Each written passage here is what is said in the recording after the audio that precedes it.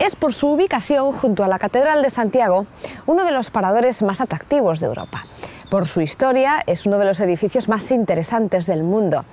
Fue un hospital de peregrinos fundado por un rey y ya como hostal de reyes católicos en él se alojó un dictador y descansó un papa. Solo él está a la altura de la Catedral de Santiago. El 65% de su demanda es extranjera. Es parador nacional desde 1954. Uno de los más atractivos de Europa por su situación, la Plaza do Obradoiro, y también por su carga histórica. Aquí se bautizó Rosalía de Castro, se alojó un dictador y descansó un papa. La visita guiada por carteles como este, para quienes se alojan aquí, dura casi 3 horas. Con 75 es el parador nacional con más letreros informativos.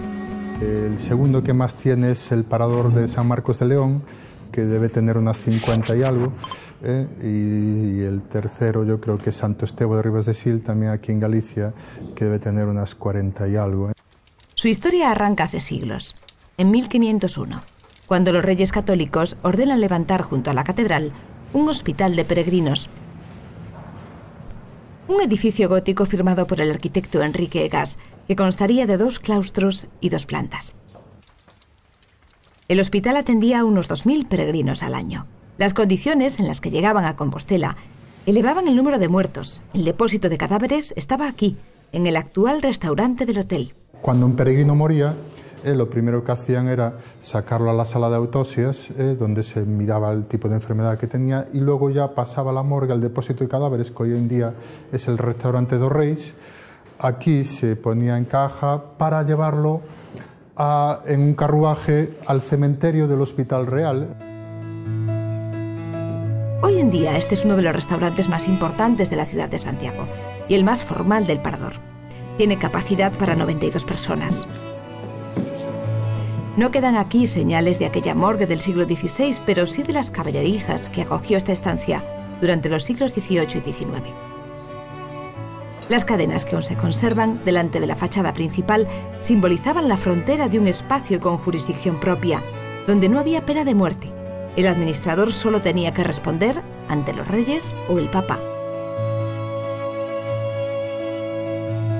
El deterioro del edificio obligó en el siglo XVIII su reestructuración y motivó una ampliación. Pasó de 2 claustros a 4 y se completó la capilla. Aunque era un edificio civil, en la época tenía un carácter religioso muy importante. La obligación a misa diaria la tenían incluso los moribundos.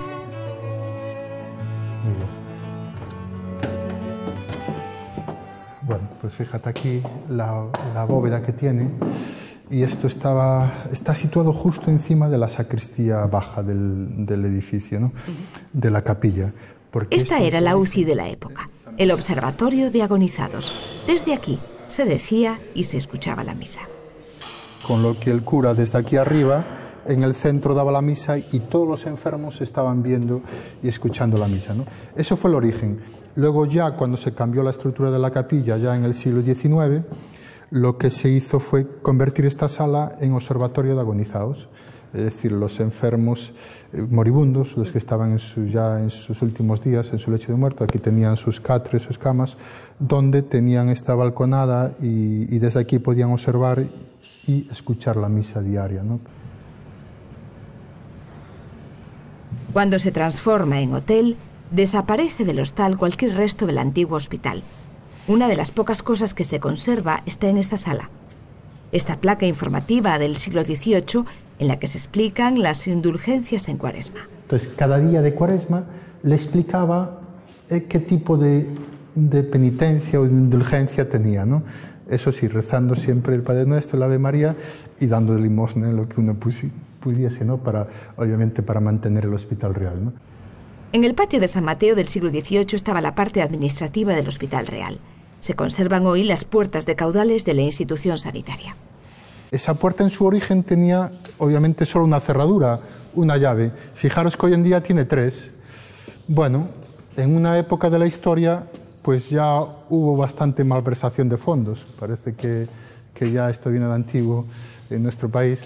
Y En ese momento fue cuando hubo que nombrar a 3 administradores para poder abrir la caja, es decir, porque siempre era más difícil corromper a 3 que a uno solo, ¿no? A partir del siglo XX, el Hospital Real se convierte en hospital provincial. Esta fue su sala de partos, en la que nacieron todos los compostelanos durante la primera mitad del siglo XX. El 24 de julio de 1954, el antiguo Hospital Provincial abre sus puertas como parador nacional, convirtiéndose en referente internacional de turismo. Para terminar este viaje vamos a llevarles a las habitaciones más caras del hostal, que también tienen su historia. Esta es la del Cardenal, de 100 metros cuadrados, con una galería que mira hacia el oeste. Cuando el hostal era hospital, fue la estancia ocasional del Cardenal Quiroga. Fue utilizada también por Juan XXIII antes de ser papa. Esta es la 301, la denominada del Rey, la que en su día fue la suite del caudillo, diseñada para que fuese más independiente y segura.